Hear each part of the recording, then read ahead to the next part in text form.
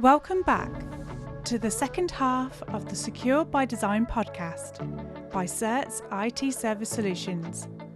Our host, Jon Grainger, and guest, George Bathurst, continue to discuss the tools to implement Secure by Design and to help the cultural shift. Let's dive in. So, George, thanks very much for joining us for the second edition. Just want to do a quick recap. We had a really good conversation around secure by design. I started off calling it security by design, and you were pointing out that's more to do with physical space.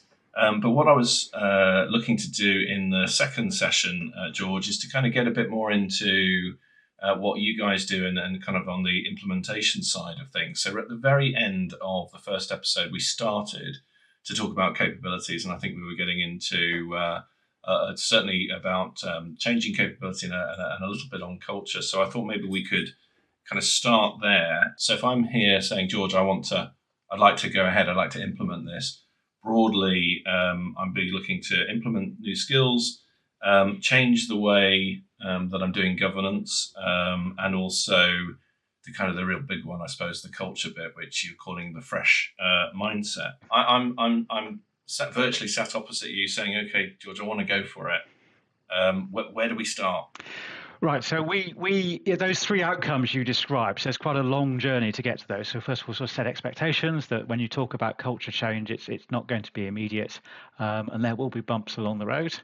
But I was talking to somebody from the NCSE said yesterday, and they said if you have a bump on the road, at least you're going forward. You know that there's something's happening.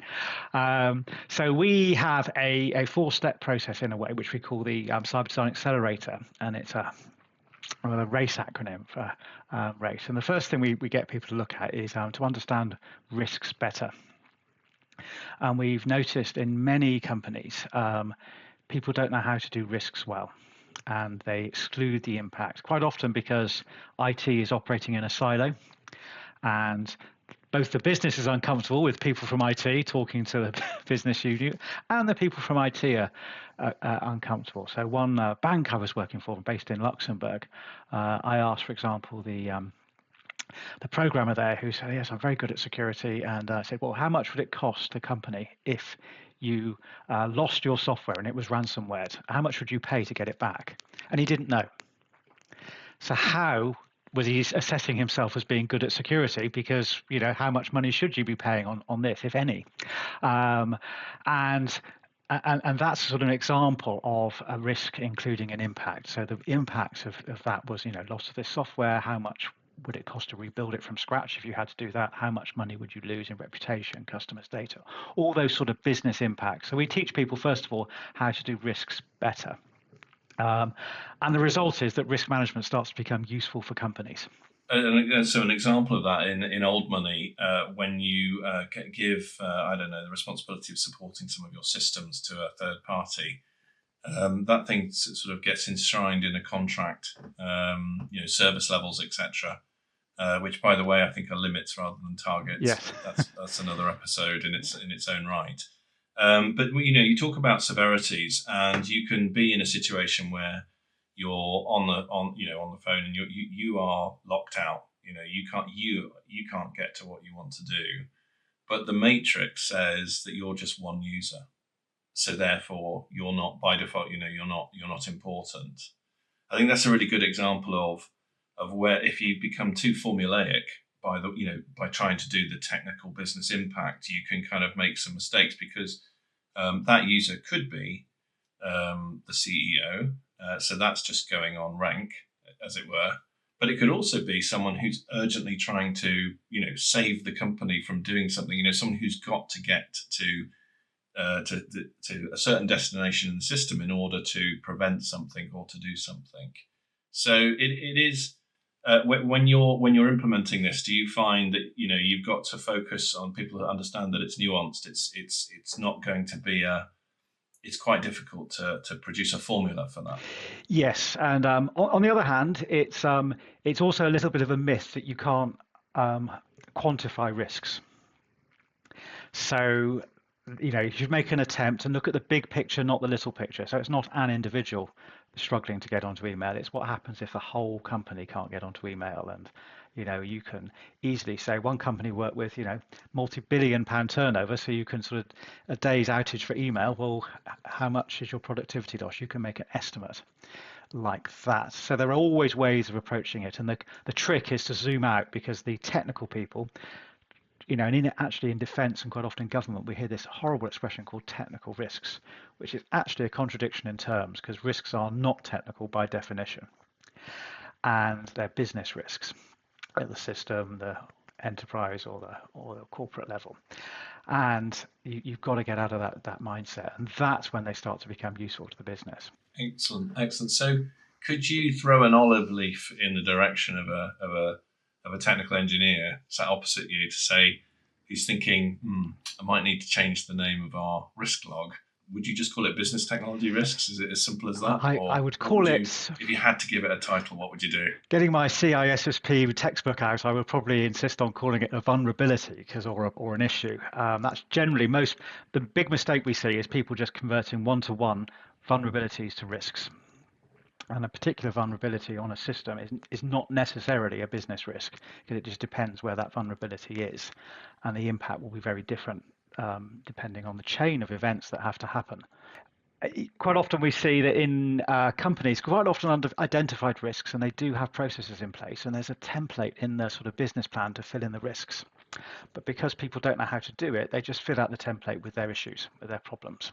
And they don't go the next stage to make those things useful. So the result of that is everybody regards risks as a pain in the backside, because the engineers don't see the value and nobody makes a decision based on that table. Yeah.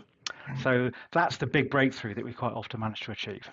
And we're just going back to your point about vulnerabilities. And that is, could you say that there isn't necessarily a one-to-one ratio between a vulnerability and risks? I'm just trying to explore the distinction you made. So could a vulnerability be caused by more than one risk, or could one risk have many vulnerabilities?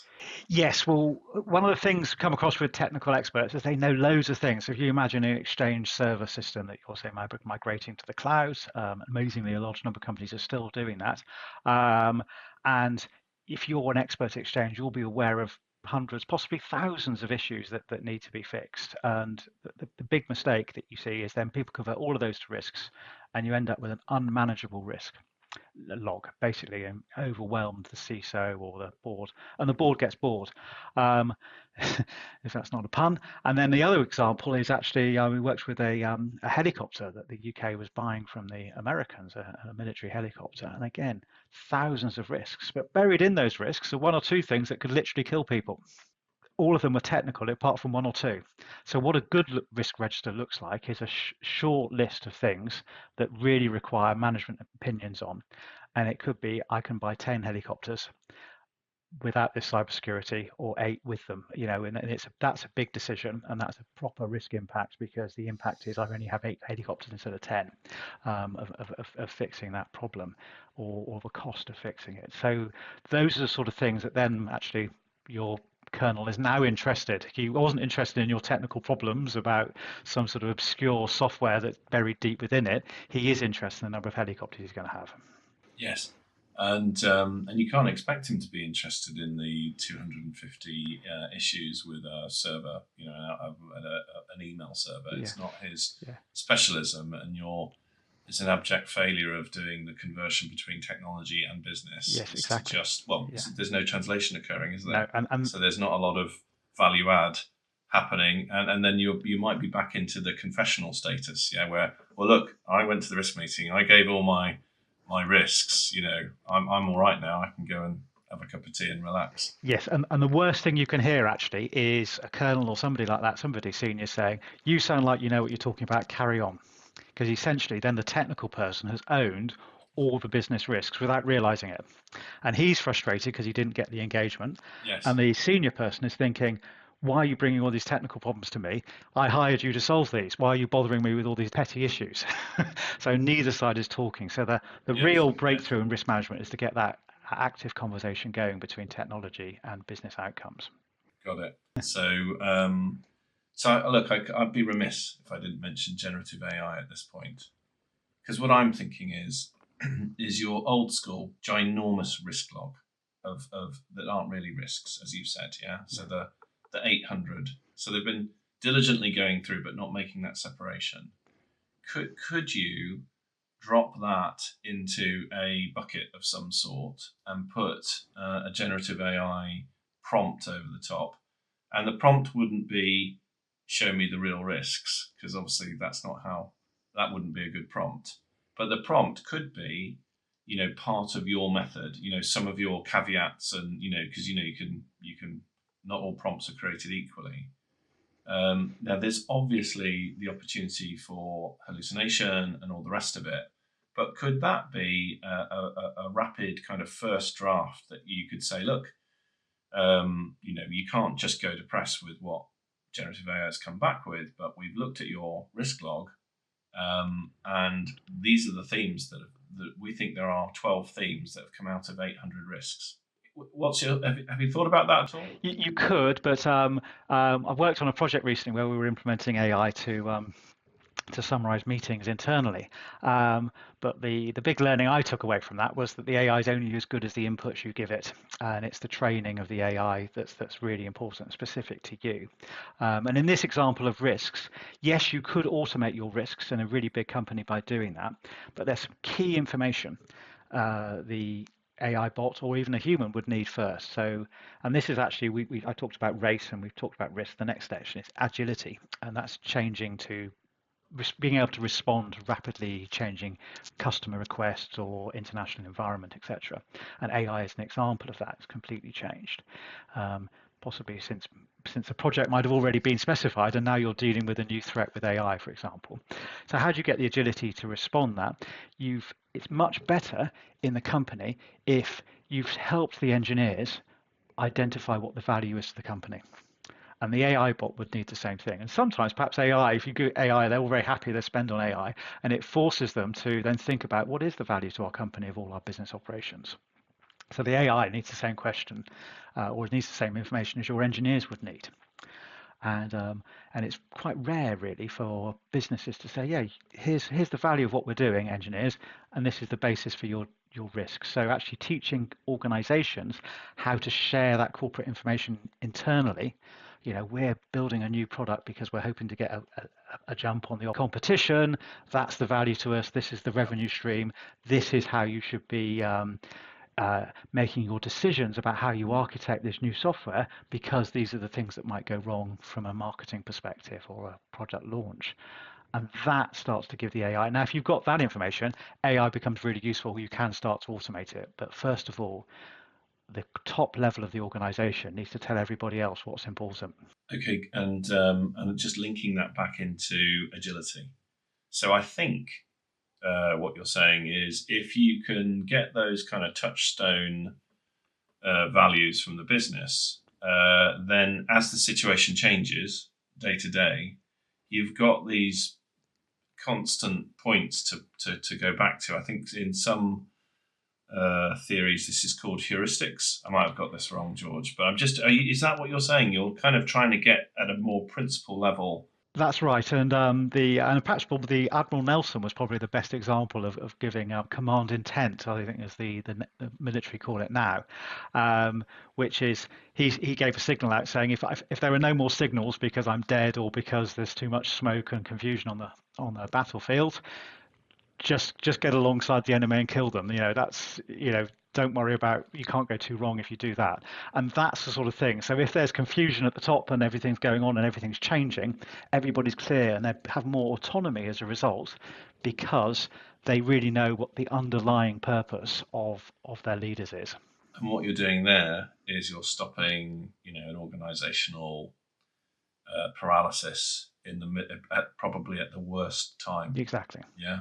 So that's and also with the agility side, you're getting away from waterfall, which is okay, everyone, back to the drawing board. We need to kind of redraft all of this, and then in that stage of redrafting, etc., you're not managing your risks. So that's the whole point. The agility, therefore, is a form of continuous work, isn't it? And that's core, isn't it, to this approach? Yeah. Is that it's not a once and done. It's not we do it every year, particularly around accreditation time. It's this is done day in, day out. It's just part of the organisation breathing. Yes, and it's part of getting the organisation to do it because it's useful, not because somebody from compliance says you must have a risk register. So quite often, especially in financial companies, you see FCA tells them they've got to have risk registers, so they have a risk register, and quite often there's one risk register done by the corporate team, and then there's another completely separate almost risk done by the technical team, and the two never talk to each other. And it's about merging all that together and really understanding what it is. So does C stand for controls by any chance? Yes, and controls and the controls are the bit that everybody associates with security. So what is a control? It's an example of a bouncer on a nightclub, for example. He stops you getting into the nightclub because he's checking whether you're a suitable person to enter. And there are two problems with that. One is most people don't find that a particularly nice experience. And you get a queue often, and quite often unpleasant behavior. And secondly, actually, it costs the nightclub money. So everybody's a loser from that sort of thing. And that's the sort of thing that gives security a bad name, because we're the people getting in the way all the time, and quite often unpleasantly. Or that's how it's perceived. And so really, controls though, and quite often we confuse these controls with security. If I'm going to have more security, I need more controls. And it's the opposite way of thinking. What's a good example of that is like in a bouncer. Well, if you've got multiple entrances, you need multiple bouncers. If you redesign your building so you've only got one entrance, it's not only do you reduce your costs, you actually made many other security advantages as well. And you just apply that principle of security. But if you've done the agility and the risk work up front, you can now make more sensible decisions about what controls to be in place and where you really need them, and more importantly, actually where you don't. So rather than security saying you need controls because security says so, you actually say the business now says I really need these controls. Yeah. And they start to become perceived as something that adds value rather than something that just gets in the way. And then that's what we really mean when we say risk-based security. It's the right controls at the right level and things like that. So doing it here after you've done all the risk work and you've got the company understanding what its purpose is, then you can properly do risks and then risk-based controls. And I want to build on your original control, your bouncer. So I've also seen the bouncer. I'm using the analogy, folks. I'm not talking about an actual nightclub experience, but it was employed by the nightclub. But the nightclub was petrified of the impact it would have on their customers. So they had a bouncer at the door, but he was told not to speak to anyone and not to stop anyone. And for me, that's when a tool has been bought and it's in what we call pass-through mode.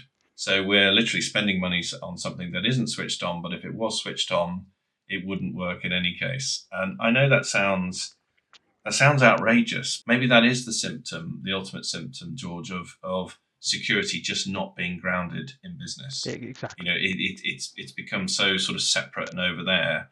It's a kind of this nobody understands us and doesn't, this sort of parallel universe. Yeah, exactly. Yes, and we've seen an example. I was with a company, a telecoms company in Southern Africa just before Christmas that had a ransomware attack. And quite often telco companies in Africa, they also effectively banks because people use their phones for as effectively payment mechanisms. Yes. And have their bank accounts effectively with the bank. So, some of the most disadvantaged people in the world were actually in danger of losing all their money because of this ransomware. It wasn't just the company.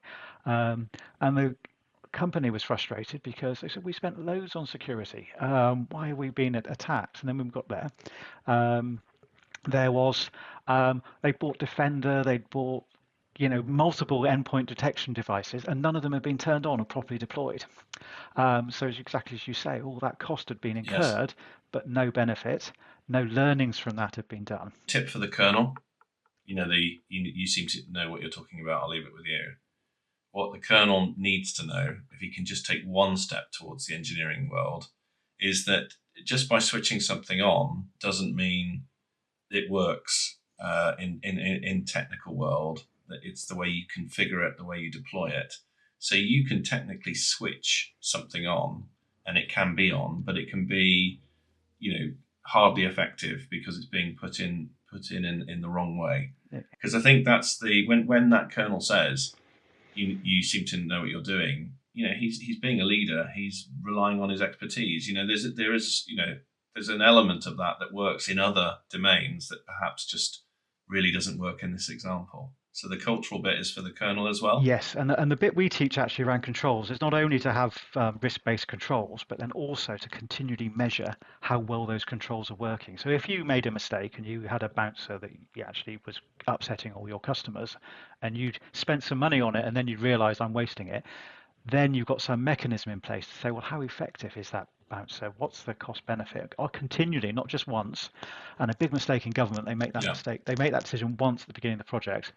And then if they realise it's wrong, they just continue for the life of the contract. And they don't have the agility in their mindset to change throughout the life of the program. An example of that is I've come across a very secret network where you had to jump through all sorts of hoops, stand on one leg, rub your tummy at the same time, get approval from multiple people to log into this system. It must have cost millions to build this complicated access system. And then there was another button at the bottom that said, this is an urgent requirement, click here. Because the idea was if a missile's coming straight at you, you don't have to mess around. But you just basically created an override. So all that money spent on the security was you had an override button because it's urgent. Well, obviously hacker's going to click the other one, isn't they? So why would you bother? You just wasted all that money. So this is that's a technical example of the same thing that is your bouncer example. Got it.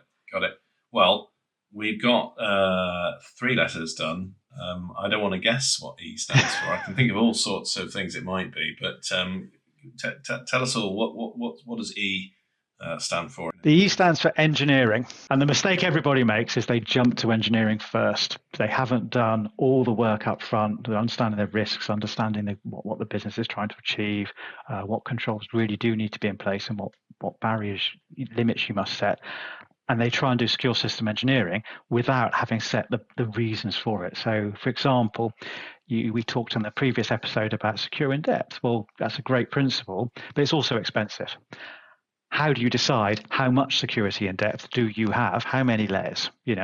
I've advised data centers, for example, and typically we work on 5 levels for a sort of level 3 data center, of security, of physical security, and then you have a similar concept at the virtual level. But all of those layers cost money. And why does security get seen as an overhead? Because it's not being related to what it is you're actually protecting. So the real key here is to enable your kernel, again, somebody important and senior, to ask the right questions. So secure in depth is one thing, but there's actually multiple techniques there. You can use simplicity, because simplicity makes it easier to manage. You can use diversity, which is the opposite. You can say, if my Cisco routers all get hacked, at least I've got the Juniper ones that I know haven't suffered from the same 0 day. But from what I can gather, the RAC, the risk agility control element, is you guys giving some real sort of structure to how you do the design element. And then when you've done your risk agility controls and the other elements, then you're free to get into the engineering side of it, but in a continual way. Yes, exactly. Yes, and then and the idea is that controls are quite often costs on the business and impediments to operations. Engineering done well, obviates the needs for controls. And you start to design out the problems. And quite often that's about using newer technology. So going onto the cloud, where quite often a lot of security tools come for free if you engineer it correctly. And you make use of the microservices and all those sort of things that are available. And then, but what's missing quite often is, again, management being able to ask the right questions. So I go in there and say, I'm doing a cloud migration. Have you considered deception as a security approach? So deceptions like things like honeypots, where you might deliberately create a server for no purpose other than saying if somebody ever accesses this, they're a hacker, because nobody ever should. And that's a cost, though. And why are you doing that? Well, you're doing it because it's good security practice, and it's actually an easier way of getting rid of false alarms than sort of monitoring my live servers, for example. And managers need to be able to answer these questions, because engineers know how to deliver them, but they won't necessarily do that if the message they're getting is deliver it quickly, cheaply as possible, and do that. So you need to have done that work up front to have said, actually, I do want to spend a bit of work reducing my controls and reducing my false alarms, for example, from endpoints. Yes, very good. So I think we've covered off some new skills there. We have got the governance approach and obviously the fresh mindset, which I think is kind of peppered in the conversation as we go along. But on the governance side of things, is there anything, there specifically that you would call out? I suppose for me, governance is, I'll just be really sort of black and white about it. And you can tell me it's more nuanced, but governance is kind of like an org chart. It's a set of responsibilities for certain individuals. It's a cadence of meetings that have a very clear terms of reference and make decisions, and it's not the talking shop. And I suppose govern comes from a bit of a boat that helps you steer the boat. So it's got a kind of it can give some direction. Maybe it makes funding available. I don't know. But I've just done a very generic governance kind of overview. If we bring this into the secure by design, what are those elements of governance, and is there anything that I've described there that you think is actually different from how it's done for secure by design? Yes, there's a few. There's lots of elements to governance. Part of it is doing it from the beginning. So governance doesn't just end at the end. So in secure by design, we call that shift left, and you need to shift the risk management to the beginning, not to the end. In MOD, for example, they have risk balance cases, which is basically, in theory, supposed to be addressing all the risk, but in practice, quite often just end up documenting vulnerabilities and that's it, and never doing anything about them. So it's managing those risks at a time when you've got budget still to fix them at the early stage of a project, so you can engineer them out. Other key concepts are aligning governance. So at the moment, in cross-government and also many other companies, Maersk, the big container company, before they got hacked, were doing this. So you'd have a security team who would give security approval, and you would have a business team that would give business approval. And guess who everybody took seriously? It was the people that gave you money. And security were treated as an impediment. And so secure by design is really about merging that governance. So after Maersk got hacked, they merged that. You don't get a project unless you've already done your security work. You don't get a cost code internally to build to. And security approval goes with your business approval. And that's a big change. And that's putting security then as a second line function. They're no longer somebody who's an approval gate and therefore treated as an obstacle to maneuver around. They're a service to help people get their business cases approved and get their funding, and people come to them for help and advice rather than authority. Yes, yeah, absolutely. How do you get an organisation to react to something that they haven't experienced before? A little bit like, this is going to sound patronising, but it's not. It's just the only analogy I can think of. But when you have your young son or daughter, and you're saying, look, don't go near the fire, don't do that. There's a kind of you're trying to give concrete guidance, but ultimately people do learn by mistakes. Is it about getting peers or getting folks who've been through it and introducing them and getting like first-hand experience, or is it getting George yourself in, who's not, who's perhaps a little bit more independent, hasn't got a dog in the fight to kind of talk through these things, or do people have to wait until they get a bloody nose? Well, I think taking your example of a child with a flame, if you allow the child to get a bit closer and they can see that you're telling the truth, it gets a bit hot, so they don't actually have to burn themselves to verify that's hot, and that's it requires a little bit of patience as well, I think. The mistake we see is quite often people see governance as being an order system. And so I've written a policy, everybody shall obey. And governance done well is all about feedback. And actually, I've given you an order. If that order wasn't followed, not only have you made a mistake, I've made a mistake. So what needs to be redone better? How do I make my governance documents living documents and embrace the concept that they will change almost daily as they're being used? and get that agile thinking into my Yeah. governance process, as well as into, saying people must be agile, but I've got this rigid set of orders for them. You've got to accept that there.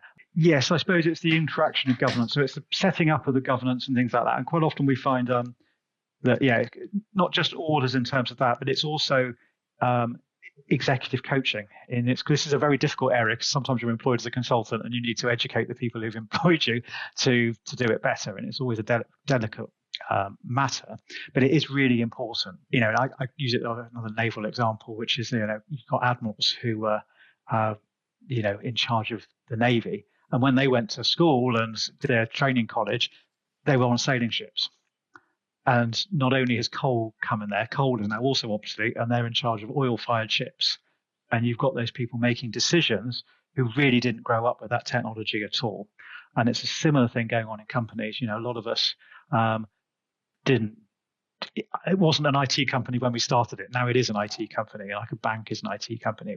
We're all increasingly IT companies, and that's not the world many of us grew up in. So it's really important that these new techniques that are out there are socialized at higher levels, as well as just shouting at people to do better. Yeah, and it's executive coaching with a real focus, George. It's not, executive coaching is a difficult space to get in because a lot of it's based on who you know and who you trust, etc. But this is, I think, the problem statement you said is pretty clear. And is also, I think it's a really strong use case for having someone who's got credentials but is external. Because part of that that shared black experience can create part of the gap, between various teams in governance. So I think that's a really powerful example of where external support would be almost like a prerequisite to make it effective. You need someone else to come in and go, you know what, this does need to change. You need to look at this differently. Yeah. Yes, and you need to reward the right behaviours, because if we teach teams how to better expose their risks, then they'll suffer from tall poppy syndrome, because they'll sound like the ones that are doing badly. If you haven't got the organization in the right place to say, it's really good that you've told us this project could be a complete failure if we don't do X, Y, Z, or there's a risk of something really bad. And that's a cultural change that starts at the top, where managers are open to hearing bad news. So we're just leading right into the fresh mindset, because that is exactly. That is a fresh mindset. We want to hear about these things. We want to engage early. We want to shift left.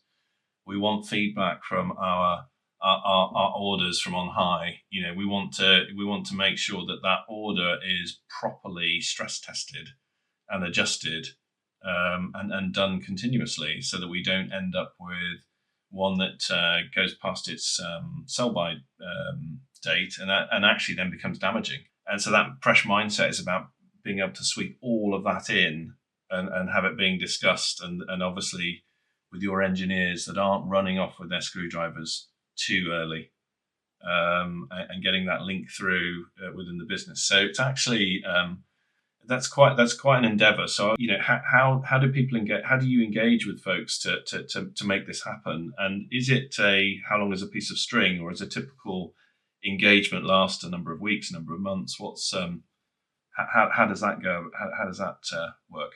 What we tend to do is come in and ask lots of questions, really, about sort of like the senior board members. And quite often the first question they give us is like, well, why are you even bothering me? So then you start to get a feel of sort of like where the organization is. But there are tools available as well to measure the maturity of board. The NCSC, for example, does questions for boards. And you can start to baseline not just the IT department and how well that's doing at cybersecurity, but how well the company at the very top level is doing. And then you've got a baseline to start to measure improvements. And that starts to open people's eyes, because then the risk managers say, oh yeah, I've got something I can measure and track progress against. Well, speaking for someone who's, works on various boards, part of the role of being a member of a board is to manage risk. I'm talking about a non-executive board. You're there to advise and to manage risk, and this is at the heart, as you've said all along, last episode and this episode is the kind of the purpose. So I can imagine this also being a non-executive director role that will become much, much more prevalent in the future, given just the sheer number of incidents we're seeing in the press, and security is only going to get more important. It's not going to get less important. An example of not best practice is to have a risk called cyber at the board level. So lots of people recognize cyber as a risk. What's much more useful is to say, we have a risk to our retail business that's going to cost us X pounds per day if that system goes down. And those are the sort of granular, meaningful to you as a company risks. And the big question is, does my risk register match what I really care about? Very, very wise words, George. And I think the don't call it cyber, because that's just immediately switching everyone off, and anchoring it in a business outcome from the get go is a great quote to end on. George, I just want to say huge thanks for episode 1 and episode 2. Been an absolute delight talking to you. No, we appreciate it. Thanks. It's been a pleasure talking to you.